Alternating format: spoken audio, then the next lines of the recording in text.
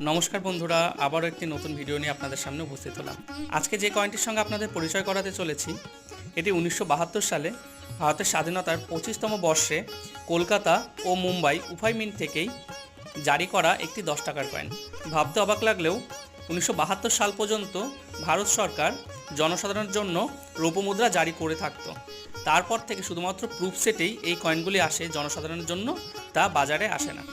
একদিকে ডিনোমিনেশন এবং অশোক স্তম্ভের ছবি এবং বিপরীত দিকে একটি পুরুষ এবং মহিলা পতাকা হাতে স্বাধীনতা দিবস উদযাপন করছে, যাদের পিছনে একটি পার্লামেন্টে দেখা যাচ্ছে এবং সাল উল্লেখ আছে 1947 থেকে 72। ইউএনসি গ্রেডে এই কয়েনের মূল্য 1500 থেকে 2000 টাকা হয়ে থাকে, তবে কলকাতা মিন্টের কয়েন 100 থেকে 200 টাকা বেশি হতে পারে। একটা মজার বিষয় দেখাই, বর্তমানের 10 টাকা এবং পুরনো দিনের 10 টাকার পার্থক্য। অর্থনীতি কোথায় এসে দাঁড়িয়েছে, কোথায় নেমেছে, এ দেখে একটুখানি